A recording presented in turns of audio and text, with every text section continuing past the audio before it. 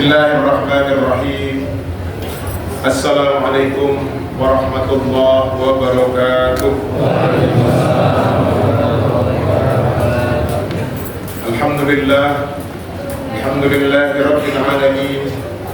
Alhamdulillahilladzi farada 'alaina as-siyama fi syahri Ramadan wa ja'alahu syahran mubarakan mamlu'an bir-rahmah wal maghfirah wal 'itq minan nar.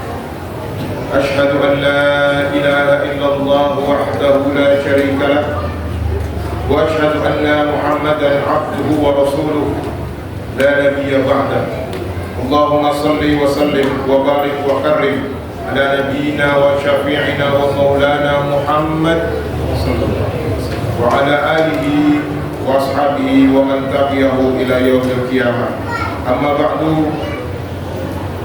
Hadirin jamaah salat Isya dan salat tarawih yang dirahmati Allah Subhanahu wa taala. Alhamdulillah, pada malam hari ini kita masih diberikan kesempatan, kemauan, kemampuan untuk bersama-sama melaksanakan salat Isya dan salat tarawih berjamaah di bulan yang penuh berkah ini. Mudah-mudahan amal ibadah kita diterima di sisi Allah Subhanahu wa taala. Hadirin yang dirahmati Allah Subhanahu wa taala, Allah memberikan kita bulan Ramadan selain sebagai bulan yang penuh keberkahan, penuh ampunan, di mana kita isi di dalamnya dengan macam-macam ibadah yang kita berharap puasa kita, sholat kita, tadarus kita diterima Allah Subhanahu wa taala. Selain itu, di bulan Ramadan yang penuh berkah ini ada beberapa kejadian yang memang ditakdirkan Allah terjadi di bulan yang penuh berkah ini. Adapun beberapa peristiwa yang terjadi di bulan Ramadan, yang pertama mungkin kita sudah kenal, ada namanya Perang Badar. Perang Badar ini terjadi pada tanggal 17 Ramadan tahun kedua Hijriah, di mana umat Islam saat itu berjumlah 313 orang, sedangkan kafir Quraisy ini berjumlah 1000 orang. Dan seperti yang kita sudah pelajari dalam Sirah Nabawiyah, di Perang Badar ini Allah memberikan kemenangan buat umat Islam. Selain Perang Badar, peristiwa pembebasan kota Makkah atau Fathu Makkah ini pun terjadi di bulan Ramadan, yaitu pada tanggal 20 Ramadan tahun 8 Hijriah, di mana Rasulullah SAW memimpin 10.000 pasukan kaum muslimin memasuki kota Makkah dan membebaskannya dari penyembahan berhala tanpa pertumpahan darah. Ini adalah kemenangan besar kaum muslimin yang diberikan Allah di bulan Ramadan. Kemudian Rasul pun memberikan ampunan kepada para penduduk Makkah yang meskipun sebelumnya mereka pernah menyiksa dan mengusir kaum muslimin. Jamaah yang dirahmati Allah Subhanahu wa taala, selain peristiwa yang dua yang besar ini, ada juga peristiwa wafatnya khalifah kelima. Oleh para ulama, khalifah ini dianggap sebagai khalifah kelima. Kalau kita kenal Khulafaur Rasyidin, Abu Bakar As-Siddiq radhiyallahu anhu, kemudian Umar bin Khattab, Utsman bin Affan, wa Ali bin Abi Thalib radhiyallahu anhu ajma'in. Kita kenal wafatnya khalifah kelima, yaitu Khalifah Umar ibn Abdul Aziz. Kenapa dikatakan khalifah kelima? Karena beliau ini yang mengikuti jejak kepemimpinan Khulafaur Rasyidin. Ini terjadi pada tanggal 28 Ramadan tahun 101 Hijriah. Untuk nasional, proklamasi kemerdekaan Indonesia terlaksana dan dilaksanakan pada tanggal 9 Ramadan tahun 1364 Hijriah, tepatnya hari Jumat pukul 10 pagi. Ini pun terjadi di bulan suci Ramadan. Nah, selanjutnya ada sebuah perang yang terjadi di bulan Ramadan Dan ini bahkan oleh beberapa sejarah disebut perang yang kalau umat Islam kalah, kemungkinan besar Islam tidak akan seperti sekarang ini. Mungkin sebagian ada yang pernah dengar atau yang belum pernah dengar. Perang ini adalah perang Ain Jalut. Perang Ain Jalut ini terjadi pada tanggal 25 Ramadan tahun 658 Hijriah. Ya, ini perang antara kaum muslimin dengan pasukan Mongol. Ya. Pasukan Mongol ini yang dipimpin oleh Hula Bukan ini telah menghancurkan kota Baghdad, pusat kekhalifahan Abbasiyah saat itu. Dihancurkan, ribuan umat Islam dibantai. Bahkan menurut beberapa saksi ahli sejarah dikatakan banjir darah semata kaki di jalanan Baghdad kala itu. Jadi bukan banjir yang air yang seperti biasanya, banjir darah, karena ribuan muslimin dibantai oleh pasukan Mongol. Kemudian pasukan Mongol dengan jenderalnya yang bernama Kitbuka ini kemudian mengekspansi wilayah-wilayah muslim yang lain. Nah, salah satu benteng terakhir kaum muslimin saat itu adalah Mesir. Mesir saat itu dipimpin oleh sultan yang bernama Sultan Saifuddin Qutuz dari dinasti Mamluk, ya, dengan panglimanya yang terkenal Panglima Baibars. Mereka tidak mau menyerah kepada Mongol.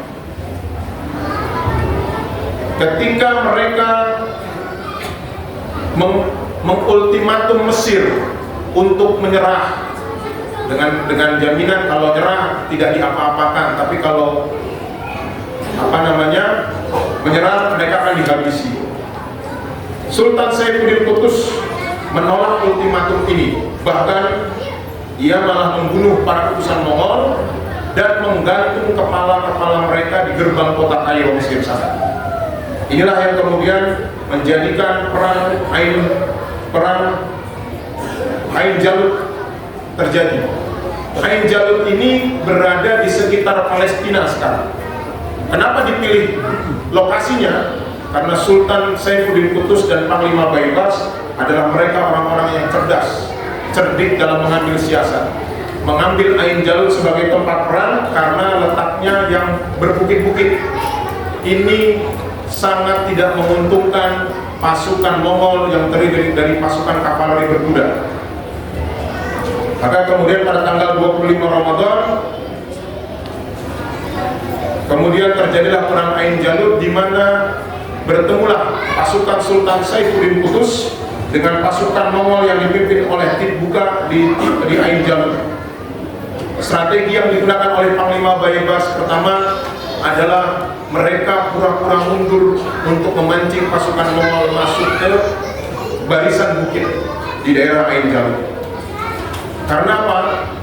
Panglima Baibars tahu bahwa Panglima Mongol yang bernama Kitbuka ini sangat agresif, sangat ingin segera menaklukkan. Jadi dipancing masuk ke dalam muslihatnya pasukan Saifuddin Qutuz dan Panglima Baibars, masuk ke dalam celah sempit. Dan setelah itu baru kemudian pasukan Sultan Saifuddin Qutuz mengepung pasukan Mongol.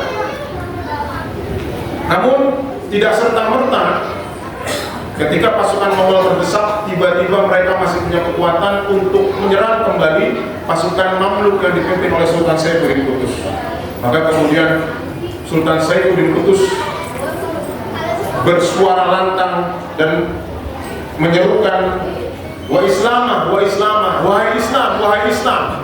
Ini membangkitkan kembali semangat para pasukan muslim yang akhirnya kemudian mengalahkan pasukan Mongol.